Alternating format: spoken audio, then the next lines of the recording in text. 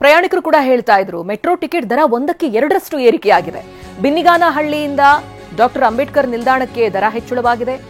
ಬಿನ್ನಿಗಾನಹಳ್ಳಿಯಿಂದ ವಿಧಾನಸೌಧಕ್ಕೆ ಮೊದಲು 26 ರೂಪಾಯಿ 6 ಪೈಸೆ ಇತ್ತು. ಕಳೆದ ಭಾನುವಾರ ಇದ್ದಂತ ದರ ಇದು. ಈ ವಾರ 60 ರೂಪಾಯಿ ಆಗಿದೆ. ಮೆಟ್ರೋ ಟಿಕೆಟ್ ದರ ದಾಖಲೆ ಸಮೇತವಾಗಿ ಮೆಟ್ರೋ ವಿರುದ್ಧ ಪ್ರಯಾಣಿಕರು ಕಿಡಿಕಾರ್ತಾ ಇದ್ದಾರೆ. ನೋಡಿ, 26 ರೂಪಾಯಿ ಅಂದ್ರೆ ನೀವು ಡಬಲ್ ಮಾಡಿದ್ರೂ 52 ರೂಪಾಯಿ ಕೊಡಬೇಕು. ಇದು ನೋಡಿದ್ರೆ 60 ರೂಪಾಯಿ ಆಗಿದೆ ಈ ವಾರ. ಹಾಗಾಗಿ ಜನ ದಾಖಲೆ ಸಮೇತವಾಗಿ ಮೆಟ್ರೋ ವಿರುದ್ಧವಾಗಿ ಕಿಡಿಕಾರ್ತಾ ಇದ್ದಾರೆ. 25% ಡಿಸ್ಕೌಂಟ್ ಇತ್ತು ಅಂತ 26 ರೂಪೀಸ್ಗೆ ಬರ್ತಿತ್ತು ಟಿಕೆಟ್. ಇವಾಗ ನೋಡಿದ್ರೆ ಆನ್ಲೈನ್ ನೋಡಿದ್ರೆ 60 ರೂಪೀಸ್ ತೋರಿಸ್ತಾ ಇದೆ.